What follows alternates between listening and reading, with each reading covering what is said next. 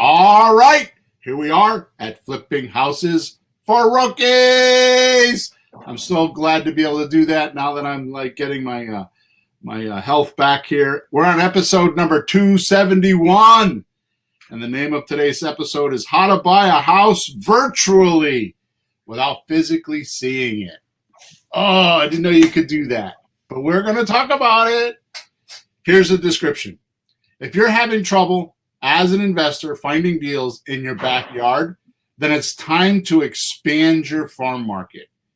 In this unique podcast, we're going to speak to another student of mine who's on the line with me that's from a different country and buys property in the good old US of A without physically seeing the properties.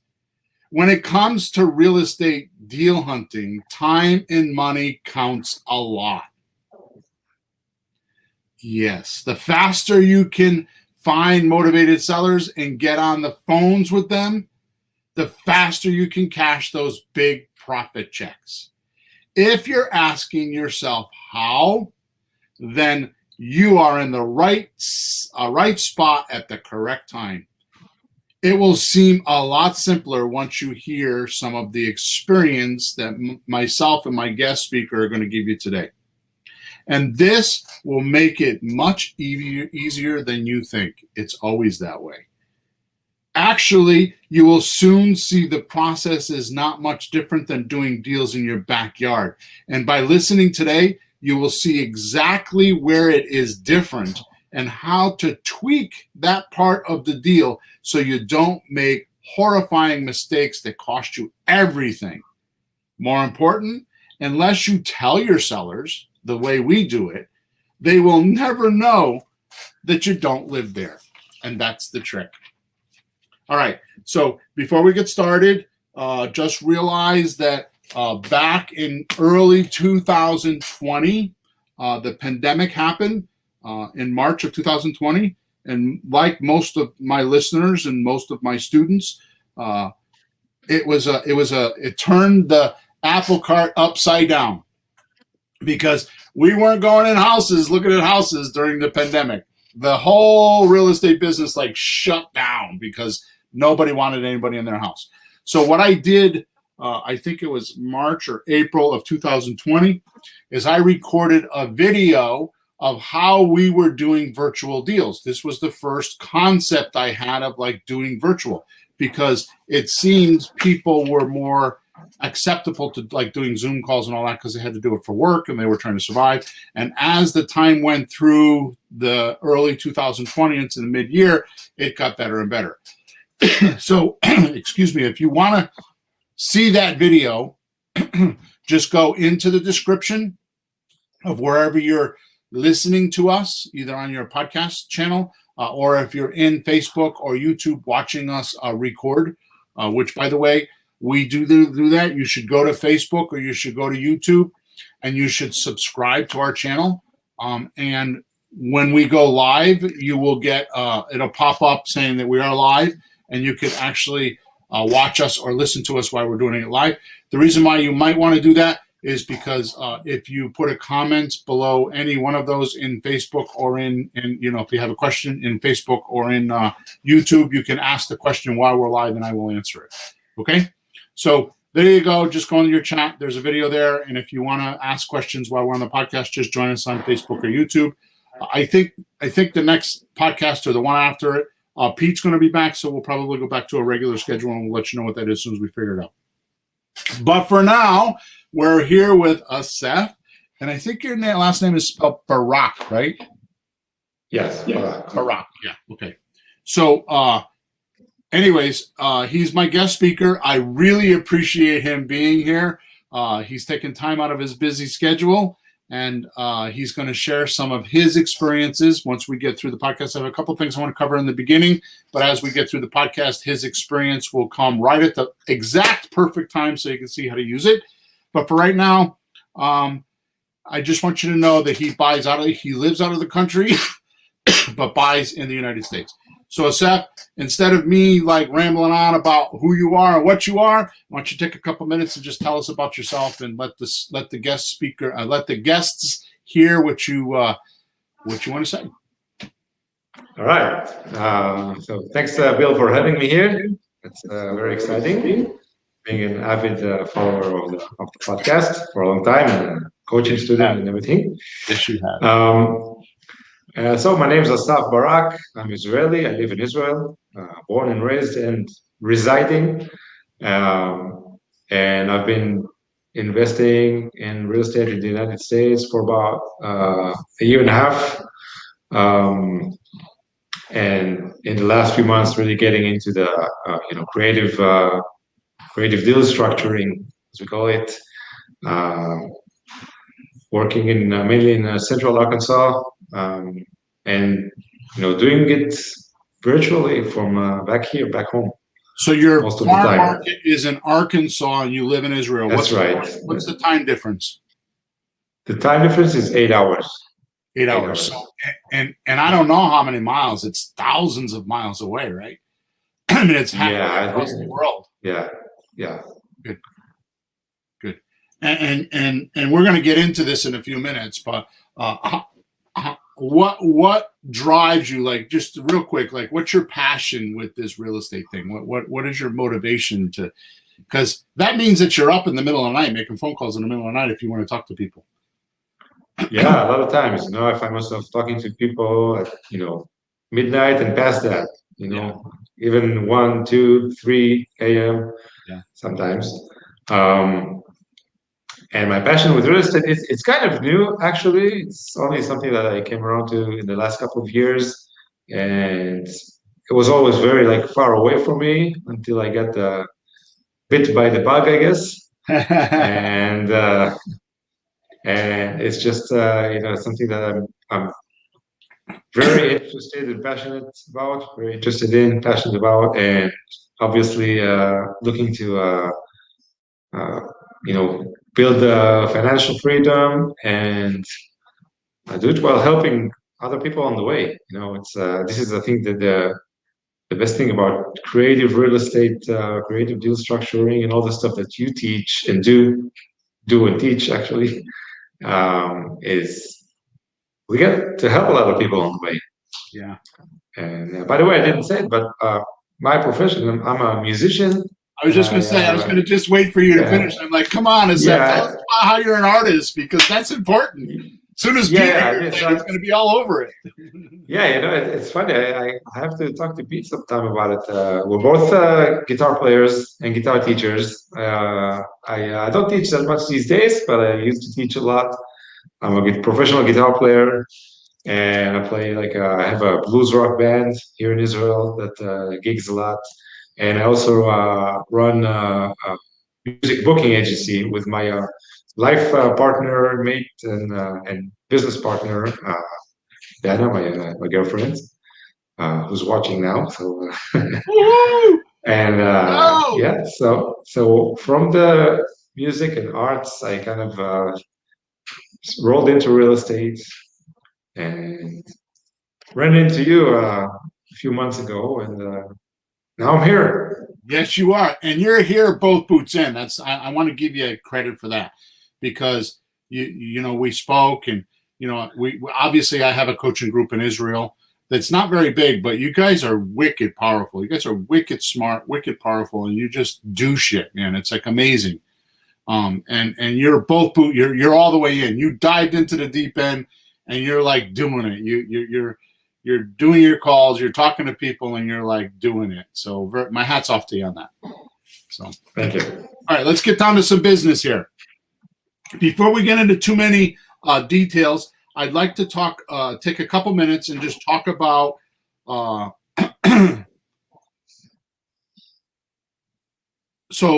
take a couple minutes and clear up my bold claim in the podcast description. Okay. And what I talked about, the part about being virtual deals, are very similar to doing your backyard deals, except for a few tweaks. So I want to cover that, because I know I'll get support tickets on that. So I'm telling you that if you just follow my system, and it's not like my system. I guess it's my system because I put it in. I organized it and made it 1, 2, 3, 4, 5. But through the years, I've had a lot of training. My education is well over $100,000 and growing.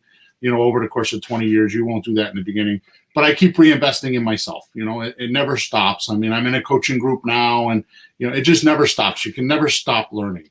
It's a different type of learning, but I never stop learning. So I'm always gaining knowledge on how to do things better or easier or quicker. So let's just cover that real quick. The system I'm talking about has 5 or 6 steps. And the first step is, and this is core to creative real estate. And when we're talking about creative real estate, what we mean is that we're more than likely buying pretty houses, and we're buying them either on terms, which I'll explain in a minute, or a discount. Okay, so that's basically what it is. But let me just read this and you'll understand it, so we can go through and you can get the concept and understand when we get to Seth and what he's doing, it'll be a lot clearer. So I'm just going to take a couple minutes to go over that. So number one, the first step is finding out who is the best contact for you based on your available resources. So basically, if you have no money and you don't know where to get private money or hard money or anything like that, or you don't know how to do renovations, don't go looking for flips. Do, rent to owns or lease options or, that kind of stuff. When you're first starting out, I tell people all the time, you've rented a property in the past. Most people have rented a property for themselves. Like you rented a house or an apartment. If you've done that, you know how to do real estate. You just got to know how to turn it into money, right? So if that's your knowledge base, then stick with it and make money until you get used to doing real estate, and then you can do the other deals, right? Now, I'm not going to cover this here. I covered this at length with Jessie, my daughter, in podcast number 269, and it's called Where to Find High Quality Prospects and How to Talk to Them Smoothly. So if you want to know about matching your resources to who you should be talking to, that's the place to go. But here's the bottom line. Better than 60% of your success is going to be who you choose to talk to.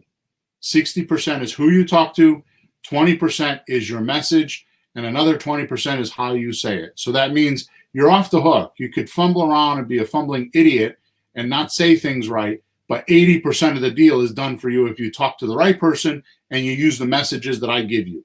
And it's done for you because we've tested them and used them and bought lots of houses with them. Okay, so don't get stuck on that. So the first thing you're going to want to do is pick who you want to talk to, and it's going to be kind of like you're going to go after the low hanging fruit. You're going to go find people that are similar to you and that are like you, so it's easier to talk to them. Okay. Number two, once you figure out where they are, like what type of fish and where the pond is, or where the water is, and what kind of bait they want. Now you're ready to talk to them. And number two is contact those sellers.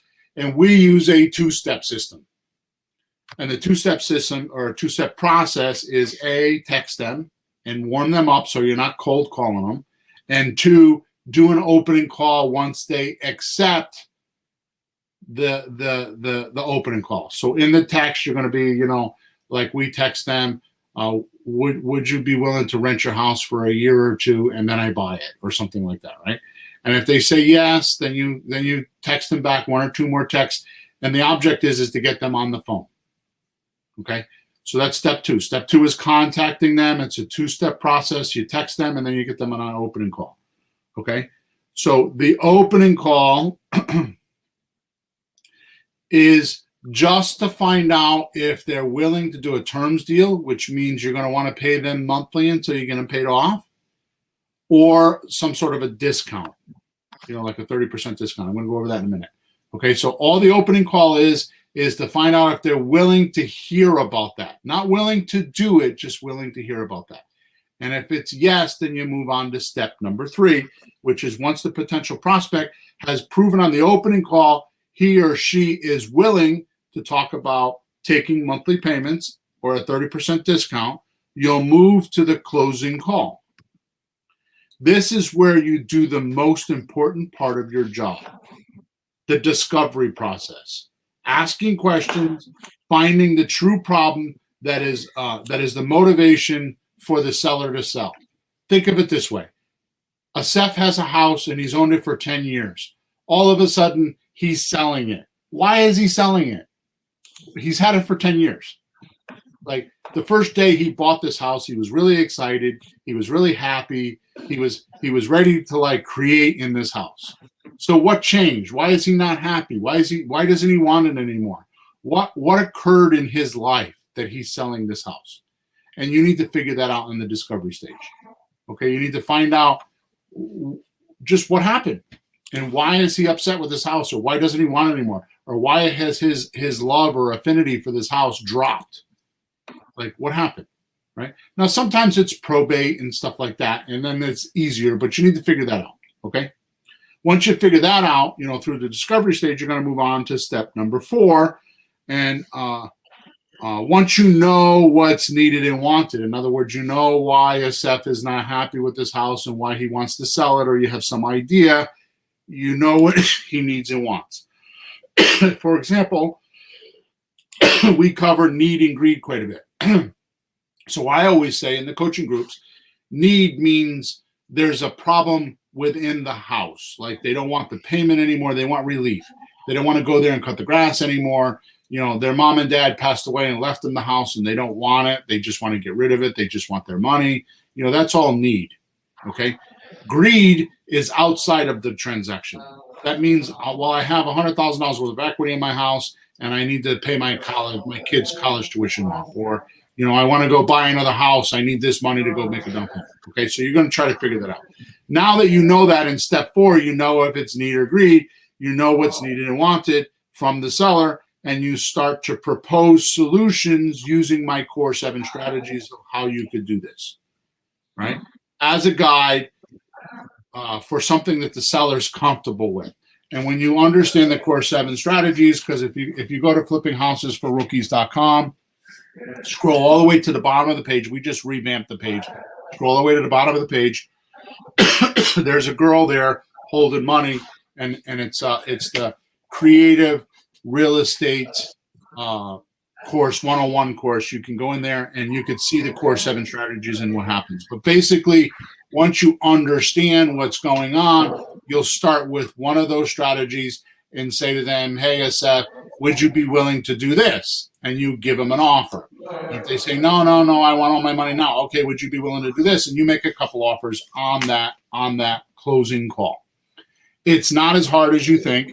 And we're going to talk about that in a couple minutes because Asef is going to give us some of his live examples. But this is known as the casual offer making. Okay, so now we get to step 5, and this is where it changes. Okay, step 5. Once you found who to talk to, once you contacted them by text, you did an opening call to take their temperature on whether they're willing to do a terms deal. And then you do a closing call and you find out, okay, so they're willing to let you do a rent to own. All right. And they talk some numbers with you, like they're willing to sell you for $160,000 and they'll take $1,000 a month for a rental payment. And they're willing to let you sublease it. Okay. You know all that. At this point, you're going to push forward because you're going to want to go into the deal meeting. And that's where we tweak things. That's where everything up to this point has been the same, whether you're doing it virtual or whether you're doing it in your backyard. So now we get to step 5, the deal meeting. This is where you actually look at the property. See, up to now, we were only qualifying or testing and verifying the seller's true intentions of motivation. We didn't care about the property. In fact, when I do trainings on how to find properties on Facebook, I often say, just click on a property and send a message. Don't even look at it. You don't care what the property is until we get to step 5. Okay? The property was irrelevant up until then. We did not care. If the seller's not willing to accept our terms deal, there's no sense in talking about the property. Why waste 20 minutes talking about how many bedrooms and the condition of the property and the repairs they did? Why do you want to do that if they're not willing to do a terms deal? So this is where the virtual deal and the backyard deal is a little bit different. Everything up to this point, like I said, has been the same. So when you're talking about doing virtual deals, the only thing that changes is step 5. Everything else stays the same. So it's not that difficult. So, all right, Steph. So let's talk about the deal meeting. Okay, so the first thing we do at a deal meeting is we're going to qualify the property, and then we're going to do paperwork. So we're just going to talk about qualifying the property. So I know that you're in Arkansas. We use, I think that's what you said, Arkansas, right? That's my phone. Yeah. So we use boots on the ground, meaning somebody local to the area that we can go there. And I know that you have boots on the ground for your properties in Arkansas, and you've used them. So I'd like to talk about that in a minute. And I also know you have questions about if you change if you change from Arkansas to go somewhere else, how do you get new boots on the ground and what do you do? So let's start off with your experience with your boots on the ground. So you have somebody there and have sent him out to take a look at property. So why don't you talk about that for a couple minutes and just tell the listeners what you've experienced. Okay. So basically, I have a great boots on the ground. He's actually like a partner there in Arkansas. We've been developing a relationship for a long time now. Yeah. So he's I call him more than boots on the ground, but because that sometimes to me sounds like just somebody that you send to go and take pictures and all that. But really, Usually that's correct. Yeah, he's overqualified. He's a good guy. He's to you, Justin. He's also an investor himself. He's licensed as a realtor. He's a property manager. And I actually the way we connected is he reached out to me and he got my name, my number from a contractor that worked on a project, like a rental project that I bought with another investor. This wasn't like a creative new. This was like just regular rental property. We had a contractor do a contractor stint on us, like they sometimes or a lot of the times do, and some other guy that we were thinking of hiring to do the job that the other one didn't do. That's how it works right there. Listen to what he just said. I got to interrupt you. He started off with one guy, ended up with somebody else because he's poking around and asking questions. That's how it works. Yeah, well, it's a long story, so I don't want to, take all the time to do it, but basically, we got screwed badly by one contractor who's really con. The emphasis should be on con. Contractor. Contractor.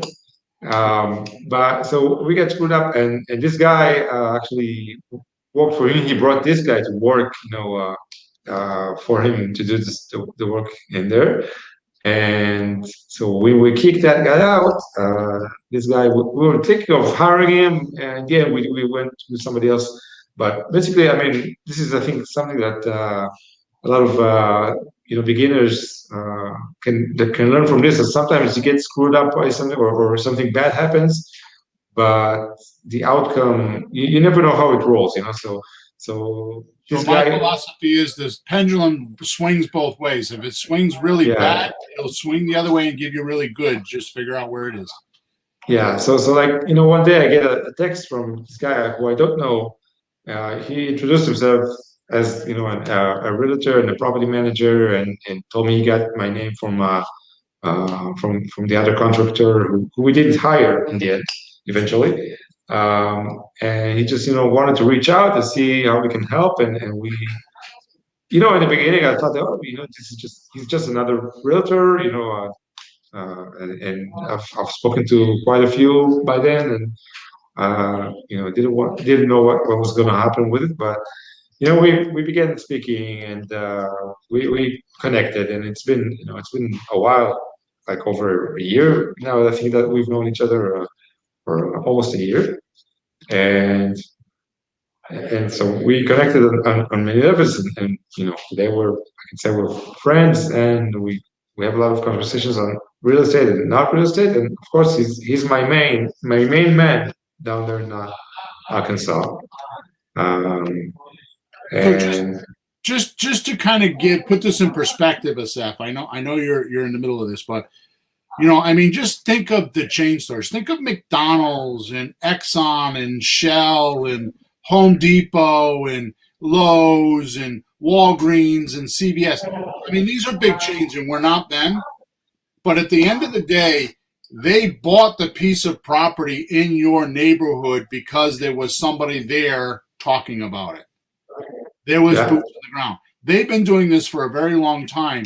It just now starting, and technology is catching up so that we can do it with houses. But it's the same concept. There's a local yokel there that knows the turf, knows the neighborhood, knows that it's a busy street, not a busy street. I mean, we can figure all that stuff out, but they tell you things that you may not know on the computer. So give me some examples of what this guy might have told you just in like, by the way, conversations. I don't know if you could pull up a conversation, but just things that you found out about your area just by chatting with this guy. Like have you had that happen? Oh, almost every day. So really, this guy, I said I guess he's overqualified to be called just boots on the ground because he's an investor and a realtor and a property manager. So he knows a lot of. I mean, he's familiar with the market, the farm market, and he knows like real estate laws and stuff like that that sometimes I'm not aware of. And obviously, like he knows, I can see, and this is true to anybody, looking at properties on the internet, on Zillow or PropStream or whatever, I can see whatever is on the internet. Pictures, a lot of the times are not, recent, are not up to date. Um, Details and all of that stuff is sometimes not accurate. And the most important thing I think is when you look at any property online is you can see the property itself. Again, sometimes you can't even see that because you see the pictures are from like 7 years ago or 10 years ago.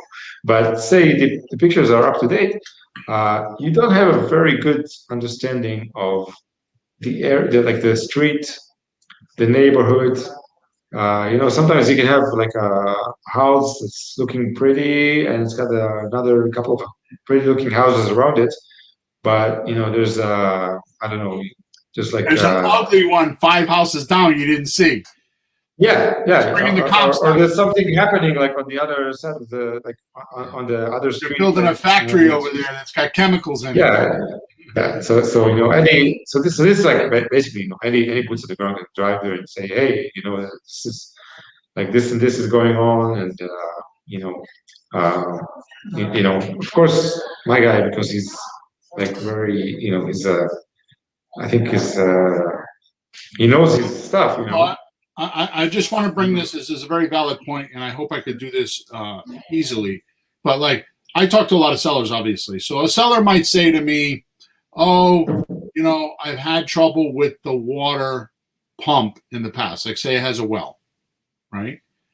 And you take that as like critical information. But one of the things you have to do when you're talking about logic and understanding things is you have to dateline it. Like when did that happen? So often I'll ask a seller, oh, okay, so like I just said, when did that happen? Oh, that was like 12 years ago when we first bought the house. We had trouble with the water. Oh, okay, so what did you do? Oh, we had a guy come out and fix it. Okay, good. So has it been like that since? No, it hasn't. So when he first gave me the piece of information, it was alarming, like, oh, there's a problem with the water. But if I had not asked him to dateline it, in other words, plug it into a date, I wouldn't have known the rest of the story. Does that make sense? Yeah. So Definitely. what Asaf is saying is by having boots on the ground, you could be looking at pictures online that were 2 years old. So what you're doing is you're sending the boots on the ground to give you the current situation of the house. It could have been beautiful then, and it could be wrecked now. And believe it or not, more often than not, it's the other way around. It looks crappy online and it looks really good now because somebody fixed it. So by sending somebody on boots on the ground, you're getting a current snapshot of a couple things. Number one, the house itself. And number two, the neighborhood. Number three, like he's saying, it could be like they're building a factory around the corner. So the boots on the ground are going to give you the current scene so you can think with the current scene. And that's the biggest thing that they're going to do. So when you pal around with these people, and they're the right people, and we're going to talk about how to find them in a minute, but when you pal around with these people, they're going to kind of give you the current scene in that neighborhood. Right? Does that make sense, Seth? Yeah, definitely. So when you're talking to the boots on the ground, obviously the first thing they're going to do is take pictures or a video. I mean, it's too easy nowadays with FaceTime or anything similar to that. Even just a video just sends you videos of the outside, the inside. I mean, I've even had people drive the neighborhood with a video and let me see what the neighborhood looks like, right?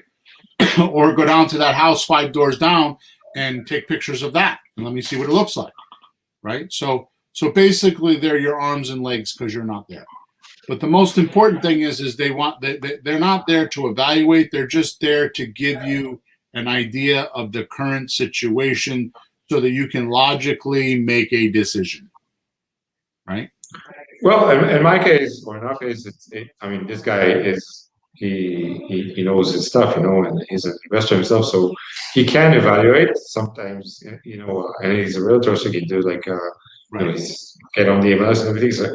So, but again, it's on the current situation. It's on the current situation. He'll say, "I think this house is worth $180,000. Here's the reason why." Yeah. But absolutely, that happens. Yes. And then once that's just the first part of it is the evaluation of the house, because if you're selling it the way we do it on lease options, then you're going to have the boots on the ground actually set it up for you. They're going to put a lockbox on the house for you. They're going to put stuff inside the house, flyers and stuff, and they're going to help advertise it, maybe meet some clients if you're going to sell it that way. Right? So, I'm in the process of making that checklist now because when I had COVID pneumonia and I was in the hospital, a month ago, for 2 weeks, I laid in bed and I had $20,000 invested in a house that I had just purchased before I got sick. And that house just laid there with a dumpster out front and my money tied up in it. And I had nobody to go out and actually get it started for me. In the past I've had that, but lately I do a lot of the transactions myself. And it was me that had to go out there and do that. That will never happen again. So I'm in the process of making that standard operating procedure list, like the checklist of like, okay, so once I buy the property, I turn it over to my boots on the ground, whether they're in my backyard or whether they're, 3,000 miles away, and it starts the process. Right. Right. And our software does that. The software we use, which we're going to talk about in a couple of minutes, has the ability to set up that checklist. So you could put it in one of the campaigns and actually send your boots on the ground a text, say, hey, today I need you to do this, or an email, here's some documents I need you to sign, or whatever you need. You can automate it through our system, which costs $50 a month. All right, so we're good with that. You done? I kind of cut you off. You done with what you're saying, so we can move on how to find boots on the ground, or do you have more you want to say? No, that's good. I think the way I see it is you have two kinds, but you have more than two kinds of boots on the ground. And maybe I'm leading you on a little bit here, but so you have the experience, people who are experienced in real estate, and they, to some extent, or to a high degree, and you have like your, I guess, rookie beginner boots on the ground, which is somebody you can teach them, but they just begin by doing the technical stuff like visiting the property, taking pictures, video, and I think so this is to a me, valid point. yeah. Go ahead. Yeah.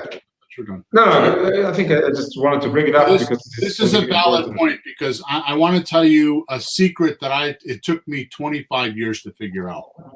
And I just figured it out this past year. And it's because of a coach that I have coaching me that I figured it out, okay? Virtual assistants are easy if you understand this concept. Most people hire a virtual assistant to like do the whole process. Like, you want a virtual assistant to work for you like 30 hours or 40 hours a week, and they work for you much like an employee in your business. What I found is with virtual assistants, it's too easy to hire them for an hour or two a day because they have multiple accounts sometimes. So the trick is to hire a virtual assistant for a specific job. Like, I have one girl, she comes in every day at 4:30 and she responds to my texting, because we text hundreds of people a day. And she responds to the texting and works 90 minutes. All she does is text. And I have another VA, I have two of them that do opening calls. Right? And I have another VA that's an administration person. But each one only works a couple hours a day.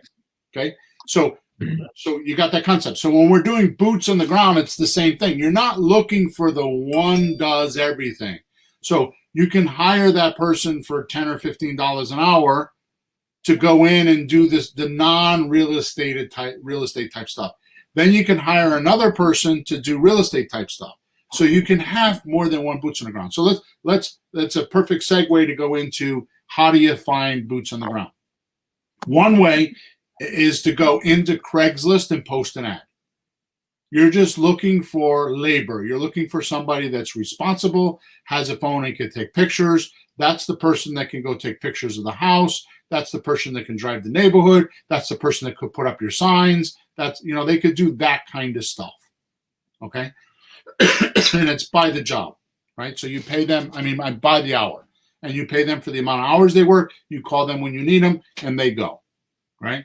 Like, hey, I need somebody to go in the house twice a week to make sure the heat is on. That's the person that would do that, right? I need you to go take pictures, or I need you to go meet this person and let them in, unlock the house for you or something like that.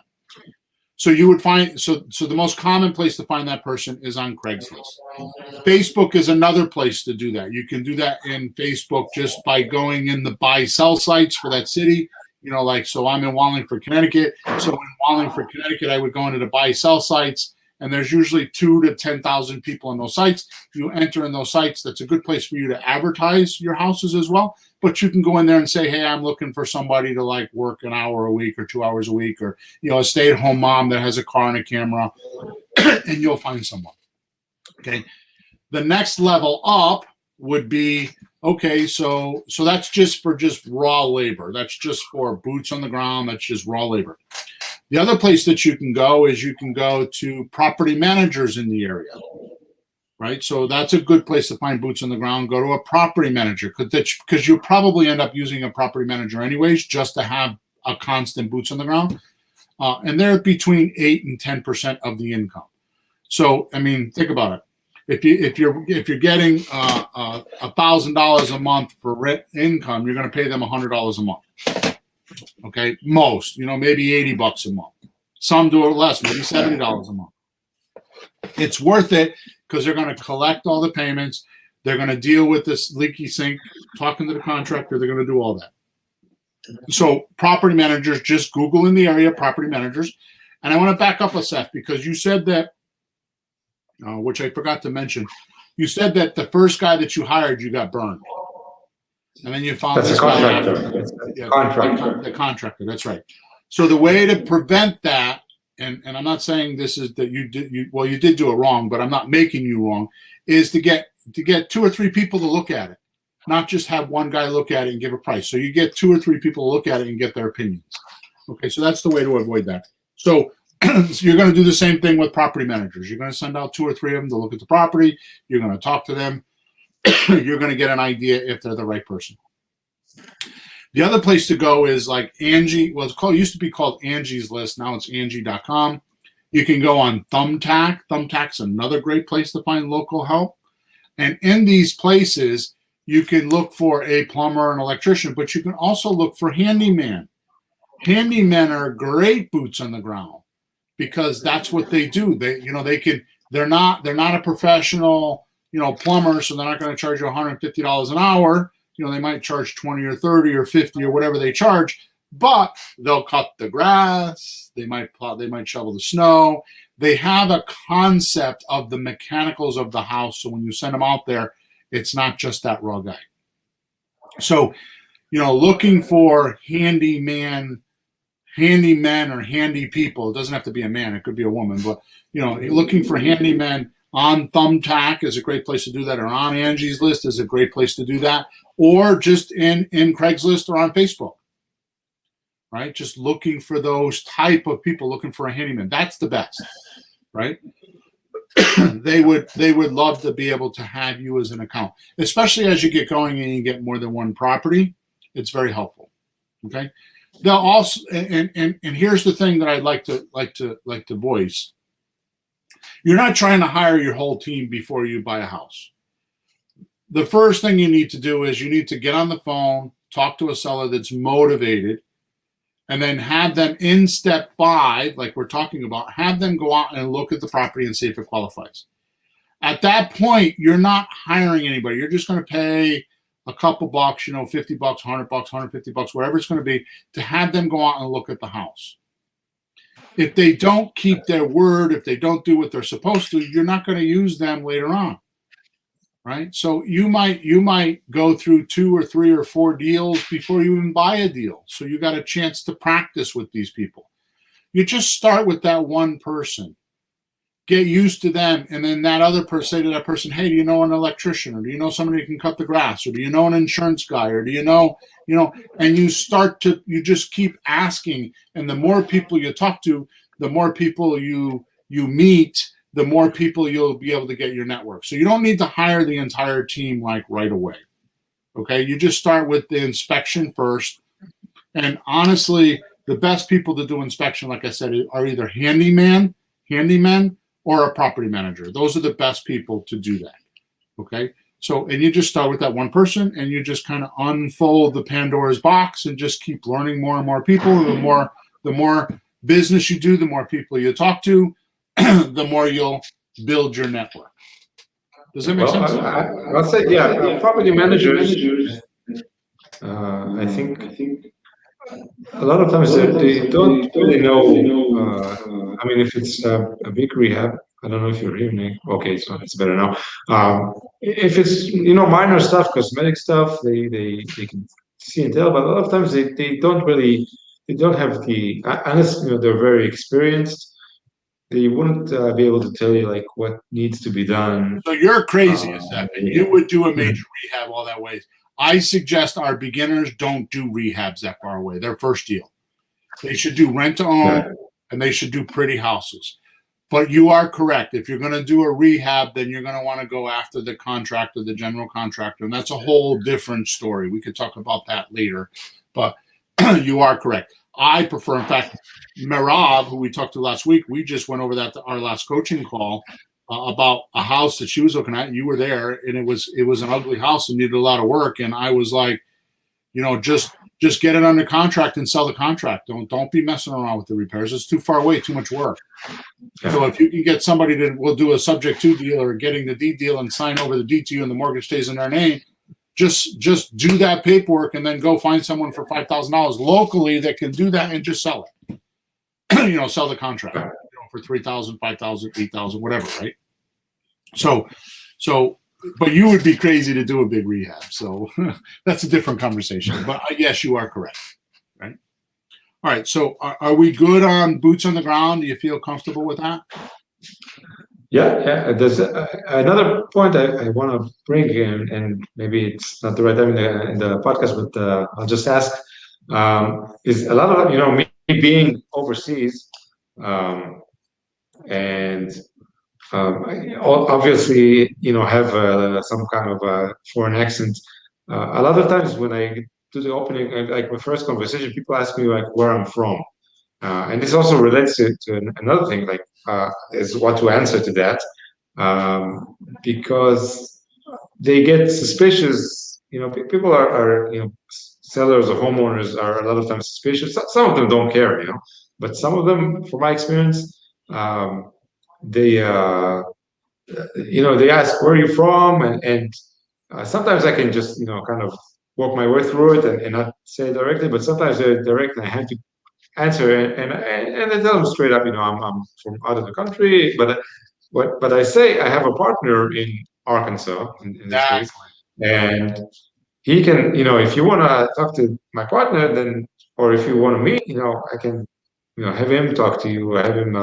Exactly. So that is, I think, It uh, took a little while for if you to get you, through that too. yeah, but I think this is something very important for people working. Obviously, if you're overseas, but also if you're like, Well, Seth, the buying same thing a, happens to me because obviously I'm from Connecticut, and unbeknownst to me, I have an accent. I don't know that. So I start talking to people in the Midwest, and they're like, "Where are you from?" They'll ask me the same question, and I'm just like you, which I think you learned from me. I'm blunt. I'm like, "Well, I'm in Connecticut, but I say I have boots on the ground, or I have people there. We do business in your neighborhood as if it was my backyard." And they're like, "Oh, okay," and it just goes away. yeah, because I think it's more than, the difference is not really if I'm like foreign, overseas, or, in another state. Is a lot of these sellers, they would feel comfortable if it's somebody they know they can meet like Talk to. in the house. And obviously a lot of these home sellers or homeowners are getting hit by other getting contacted by other investors, other wholesalers, realtors, and VAs. So I think a lot of times when I call and I have a accent, they think maybe I'm a like a cold caller VA or something like that. So if that So happens, what you need to do, and sorry for interrupting you again, I keep doing that. If that happens, and we talk about this also on the coaching call, if that happens, my solution for that is because they'll tell me, well, I get 5 phone calls a day, and they're trying to tell you like you're just another like, what can you do for me because I have lots of choices. Which, by the way, that's changing now because the market's changing. I've noticed since July of 2021, the market has decreased, and it's now almost October of 2021, and I'm hearing it in the sellers' voices. They're starting to get humbled because days on market are going up. They're not selling as quick as they used to. But more to the point, I just tell them, "Oh, okay, so you got 5 people calling you a day. Has anybody given you an offer yet?" And they go dead silent. They're like, "Well, no, not really." Well, I'm as live could be. I'm as serious as a heart attack, and I'm here to buy your house. So if you want to sell your house, I'll give you offers. And if I'm out of state, I'll say, I have boots on the ground. I'm ready to like send them out to look at your house. I'm ready to strike a deal. And that backs them up, and they humble, and the conversation completely changes, or they just get off the phone with me because they didn't really want to sell the house, and they were bullshitting me to begin with anyway. yeah, Right? All right, cool. So this goes right into the next thing I want to talk about. So we use software, right, that we don't own. I don't own it. I don't even have an affiliate link. They will give me an affiliate link. I don't want to deal with that because I don't make money on selling you an affiliate link. Matter of fact, I don't even make money on selling you half my training.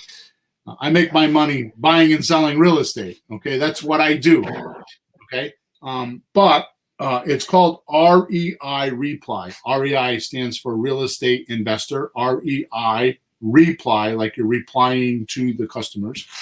It's a CRM, a fancy CRM. And a CRM is a customer relation management tool. It's an easy tool to use. I know you use it because we trained you on it and we show you how to use it. It costs $50 a month. Okay. yeah, So here's the point of REI Reply and why we're bringing it up. This makes it easy for you to get get in the neighborhood because you get local phone numbers. I think the phone numbers are $1 a piece or $3 a piece. I think they're $1. $1. Okay. So you could, like in Connecticut, we have an area code 860 and an area code 203. One's Hartford County, one's New Haven County. They're like 20 minutes apart. And 203s call 860s all the time, but when I'm doing marketing, I want to be in that same area code, right? So the phone numbers make it look like you're right across the street. Okay, that's the first thing. So you can actually pull as many phone numbers as you want. And what we do, and by the way, those phone numbers are also text numbers. So when you're texting them, it's a local number. So this is the reason why I said in the description, until you tell them that you're from out of town or from another location, they really don't know.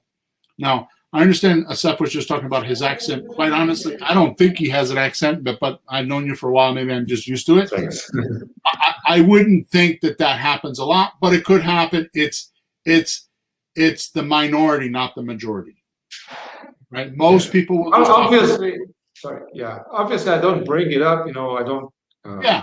Initially bring it up, but people ask. People sometimes, where are you from? Sometimes they ask it casually, but sometimes they ask it in another trying to. They have kind of some suspicion to trying to find out. Just trying to find out if I'm legit, I guess. One other question that comes up is like, what's your company name? That even comes up on text. Like, what's your company name? Where are you located? Stuff like that. So these are also questions that if you're a beginner and you don't have a company, obviously I have an LLC and I can use that, but it doesn't have a lot of like a web presence. I personally prefer not to talk about my company name. I'd rather just say, well, I'm a local investor. I bought a lot of properties in your area and I can help you. Or if you haven't bought them, you can say my partners bought them, which you do with me. My partner and I have bought hundreds of properties and we're interested in your neighborhood. Or sometimes if I'm in a new area, it's like, I've just started to look in your neighborhood and I like what I see and I'm interested. I mean, I don't want you to lie because that's not me, but the point is that if you're honest with them, and I do agree with you because a lot of people, everything is a scam now. In people's minds, my daughter Emma taught this to me at 27 years old. Everything I tell her about, I want to buy a new piece of software, it's a scam, Dad. I mean, she barely looks at it. And her way of checking to see if it's a scam is to check reviews. So if there's good reviews, then she'll start to change her mind. If there's bad reviews, she'll be like, look at the reviews, Dad, it's a scam. And I'm from old school. I don't believe that. Okay, so there are scams out there. Yeah, there are people trying to do shit. But what people don't realize, even this thing that was going around where they're talking about people stealing titles, it's not as easy as the TV commercials make it sound like. It's not that way. I mean, yes, there are incidences that are like that, but the majority rule there, not the minority. You know what I mean? So yes, that could happen, but most people don't realize how in control they are of their deed. Right. And when you start talking to them and you humanize it, it makes a big difference. And just as a side note, I have a lot of coaching clients that think they can just sit behind a computer and buy and sell property and not have human interactions. I mean, Sean, my partner, is like that. He's 27 years old and we talk about that all the time. He's working on it. But every deal has its mathematics and then it has its human side. And the human side is what makes the deals, not the mathematics. Knowing all the math that we do, the deal structuring, is good to have in your back pocket, but that's never made me the deal. Makes me the deal is people are confident. They're confident in me that I'm going to do what I say. I know I'm talking a lot today, and you're supposed to be talking more, but I just did a deal where I bought 2 lease options. I talked about this a couple weeks ago. I bought a 3-family house with $100 master lease option. And then I bought 2 2-family houses that were on the same mortgage and I bought them together. Okay. And I got a lease option on those, a master lease option on both those properties for $100. Okay. I just sold, I executed my option. I had a 5-year term. I had it for 3 years. I just executed my option. And by the time I get done, the deals are well over, I stopped counting at $350,000. Okay, so I invested $200 and it's 3 years later, but I ended up with like over 350,000. I stopped counting there. Okay. And I'm not saying that to brag. The reason why I'm saying that is because I'm in the middle of those closings. Like I closed on 1 3-family. Now I'm closing on the other 2 this week. What I ended up doing is I sold 1. I made enough money to buy the other 2, to pay off the other 2 and buy them. Okay, so that's what I'm doing. But here's the point that I'm bringing this up. This seller, who I've become friends with because I've been there 3 years, I've been managing, and there's, we talk to one another once a month, every couple months, we became friends, has told me at least 5 times in the last month while going through the closings about his exact words are, "You are a stand-up guy. I can't believe you're doing that." Now, I did one of the deals. I gave him $12,000. I didn't need to give him, but I was making $100 and something thousand off the transaction, and I didn't want his wife to get spooked and think I was making all this money and not do the deal. So it was bride money for me. But here's my point. What he has told me in the last 3 conversations is he had multiple people tell him that they could have done a master lease option with him. The reason why he picked me was because of my confidence. So he says, I talked to 5 or 6 guys like you, and the reason why I picked you is because I felt like you knew what you were talking about and your confidence. And you don't need to do hundreds of deals to have confidence. You just need to be confident in yourself and the way you present yourself. That's why he picked me. That's why I made 350 plus, is because when I spoke to him, it was with confidence. At the end of the day, that's why that deal happened. Right? Yeah, well, obviously, but people in the beginning of their career as real estate investors or creative real estate investors, it's hard to like come out straight up with confidence because I guess it's just a matter of how many people you talk to, how many conversations you have, how many deals you have not talked to anybody. You just need to have confidence that what you're talking about is correct.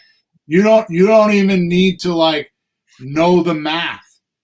You can just say, I can rent from you and I can find a subleaser. I can do that. And just be confident and just believe. See, I don't want to get into this because it's a whole other podcast, but I was thinking the other day, what's the difference? Or what is fear? So fear is the lack of commitment. So like me, what I do is I commit. I say, okay, by next Thursday, I'm going to have this done. And I have no idea how I'm going to do it. But I have confidence in myself that I can get it done. Where my students won't commit to, I'll get it done next week, because they'll want to go figure it all out before they commit. So what is fear? Fear is the lack of commitment, really. You don't want to commit and then go figure it out. It's kind of like that old adage, the guy that lands with the ships and the battle, and he's got to conquer this island, and he lands with 5 ships and hundreds of soldiers, and the first thing he says is burn the ships. We're either winning the battle or we're not going home. We're dying. That's confidence. And that's the difference between fear. Anyways, I think we beat that to death. We got to move on because we're kind of at the end and we've got some more stuff to do. But you are right. So confidence doesn't pertain to the content of the subject. It's just you being confident. Like here's confidence. I've never done a deal like this before, Mr. Seller. Can you help me do it? That's confidence. Right? So you don't need to be confident in the content. You just need to be confident in what you know and you're telling the truth. And that's all. Right? Yeah, so it's hard to do. It's hard to practice. Right? Yeah. But that's a great point, for people, who are like me, or even, doing really their first step, taking the first steps to understand that it's the confidence in yourself and in the system, and not having to know everything, up front. And you told me once, we were working on a deal, and I remember I was kind of, overthinking and thinking what's going to happen if. And you told me, hey, just do it one step at a time. Just think about the next step in the deal, and just focus on that. Yeah. And that really kind of helped me straighten out that I really need to focus on what's in front of me. One thing at a time. That's right. Your next step. Yeah. All right, good. So we use REI Reply. That helps us be local. We could do a whole podcast on that, which we have done. So I know that, and we don't have much time here. I'm sorry, because there's a couple more things to do. So the opening call. I know you've done some opening calls. Is it as bad Yeah. as you thought before you did the opening calls? No, actually, it's it depends. Some people are nicer, some people are less nice, but usually we get through the less nicer people, through the text, so we don't have to even talk to them, Right. because those are, the ones who will cuss at you or will just be rude. You never even call them. Yep. So you only call if you do it. If you're cold calling, obviously you run into that stuff. But if you're texting before that, you only call the people who've shown some kind of interest. Um, and Which is some why kind I of suggest motivation. Yeah, that's why I suggest doing the two-step method.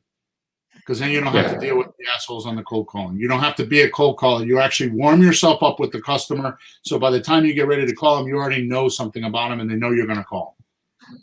Right? yeah, yeah. And then you just have to, call, which is, it's always hard. Even if somebody has shown motivation, just picking up the phone and dialing or pressing that dial button is you have to get into that state of, yeah, let's jump in the water. Yeah, work it But out. once you do it, it's usually pretty, Most people are very it just nice. goes. Most people are very nice, and the conversations are very casual.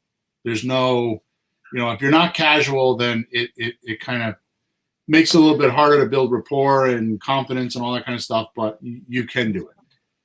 Okay? Yeah.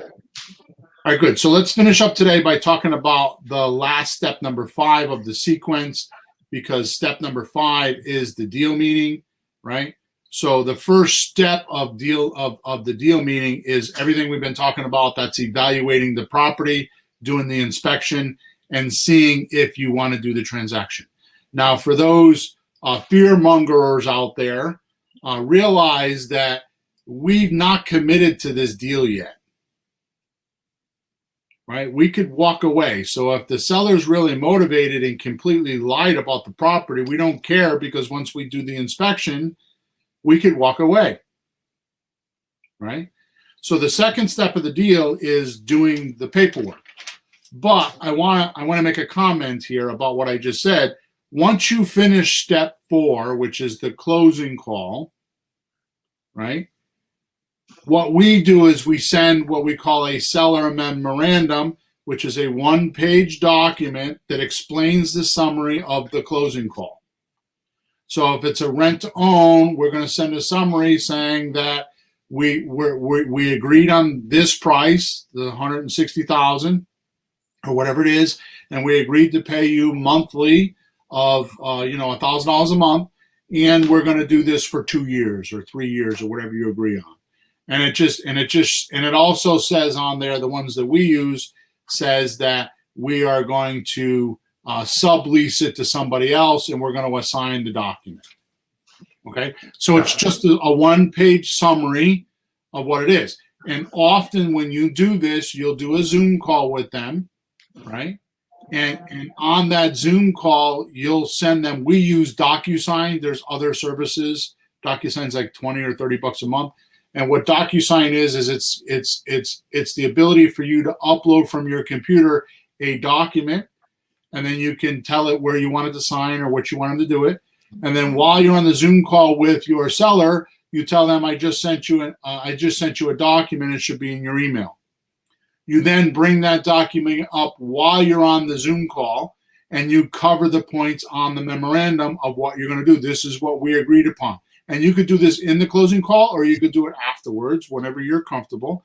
But the point is when they have DocuSign in front of them, they can click it and sign it while you're together. No different than when you were in the house, right? Yeah. Now, once you have the memorandum signed, you know they're fully committed and they're willing to go forward. That's when you spend the money to go do the inspection and you do all that. You're not doing any of that until you get this memorandum signed. You're not spending any time, any resources. You're not doing crap until they sign the memorandum. Okay. Yeah, because that's really, as you said, it's kind of I think a step in their mind to a commitment. Yeah. At least in their mind, even though it's not really a legal, abiding document, right? No, it's not. But legally binding, but it's It shows coming their because this is intent. something. Yeah, this is something I actually had run into. When I was talking to a seller, and he seemed very motivated. He seemed like I was like, "Hey, I have a subject to deal here. It's like an easy subject to. He's into it."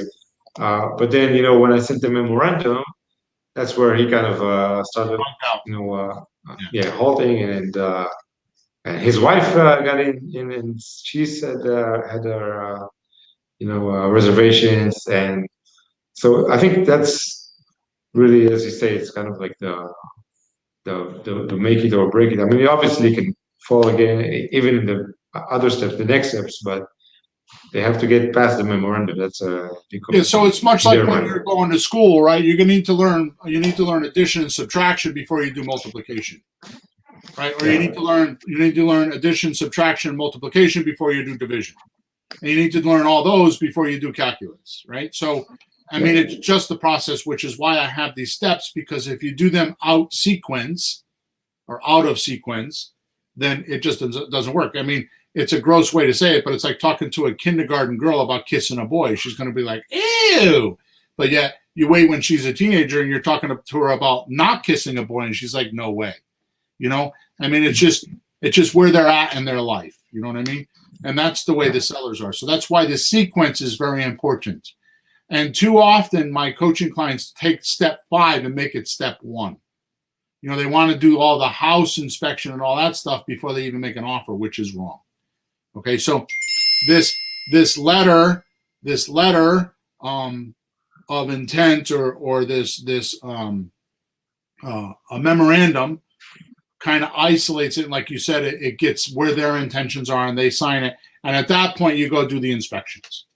Now, what happens is the memorandum puts in writing that they are motivated, that they are willing to do what you're talking about. They were able to read it. They were able to digest it. They were able to agree to it. Now you go look at the house. If the house passes inspection, in other words, you like the house, it is a pretty house, it is everything you expected, your boots on the ground looked at it, there's no spooky, things, like we were talking about, it is in present time, a good house, you feel like the math works, you're ready to go, you're comfortable. Now you're going to do the legal documents. You're going to do the lease with the option, or you're going to do, if you're doing subject to, you're going to get the deed and all that paperwork, or if you're going to pay cash, you're going to do a purchase and sales contract, the different forms you would use, which is a whole nother podcast. But at that point, you can draft all those documents. Now, what we do there is we use, and thanks to Matt, one of the guys in your group, he found this for us. We use notarycam.com. notarycam.com, and they actually do closings. They charge a couple $100 to do them. But what happens is now you get on a Zoom call or something equivalent that they use. You get on the call, you explain all the documents, because some are notarized and some are not. So you do the non-notary documents, and they sign them while they're on the call. And then when you're ready, you tell the customer to just call the notary, and they're a 24-hour service. Within a couple minutes, a notary will come on the line, and while you're with them, they will notarize all the documents. But you have already explained them to them, and they do all of it. So, so I prefer somebody who doesn't do my closings, my creative deal closings, unless they're trained. So what you do is you get on and you sign the 4, 5, 6 documents they need to sign, and at that point you have a deal. Okay, so notarycam.com. There's different versions. You can get a notary for like $25, or you can go as, I think it's a couple $175. They do a complete closing. Be quite honest with you, I told this to my attorney, and the first thing he said is, "Holy shit, I guess I'm out of business now, aren't I?" Yeah. Because he knows that. I mean, I think in not the too far future, there's no reason to do physical closings anymore. So, all right, so, Seth, I hope this was informative. We're at an hour and 9 minutes. We're a little bit over. I can't say thank you enough, man, for your input and being here and taking time out of your day and helping me out. It was really cool. Are there any final words? Thank you. Thanks for having me. Sorry. Any final words for our listeners that you'd like to let them know about, or are we good? Not just yeah, get out there and do it. And Bill, you teach a lot of you really put out a lot of great content. A lot of great free content and some paid content. But you teach. You have methods. Like when I started out, I started with just texting using text magic, and it was like very simple. And and you teach methods that people can really today like after this podcast, get on the computer and start, reaching out to Doing sellers stuff. That's right. and some more, I guess, sophisticated stuff like what we do with our reply. But it's like the whole, it's, I mean, you can do it, with your phone, as you say. Um, and I guess the more you do, the more you'll get, the more action you take. That's Exactly right. that's what's going to make a difference. Yeah, the free content that I put out there is not going to get you to fire your boss, but it will get you started to make some money. Obviously, So yeah. get you the other training. You know what I mean? All right, good. Yeah. Seth, thank you again. Don't forget that there's to the listeners. Don't forget that in the description, wherever you're listening to us or watching us, there's a link there of a video that I did back in the early pandemic of how I do virtual deals. Go help yourself there. And there's a lot of other stuff there that I put in there, so you go check it out. And don't forget that, to go subscribe to Facebook or YouTube or subscribe to us on your podcast channel so that when we have a new show that's uploaded, we're there and you can get the latest and the greatest of whatever we're talking about, because I try to keep on top of, the market and what's going on. Okay. So with that said, over and out. I think next podcast we're going to be with Peter. I think he's back from his retreats or his sabbatical, but we'll see what happens. If not, I have other students that want to be here, so we'll probably still do that. So make sure. I gotta do a podcast with Peter about the guitar sometime. Oh, there you go. You take a vacation and leave us to talk about guitars and music. There you go. That might happen. So, all right, guys, over and out. Thanks again for all your support and listening. And if you have any questions, go to flippinghousesforrookies.com. Top right-hand side is a support ticket. I answer all of them. I'll answer your questions. Okay? Good night.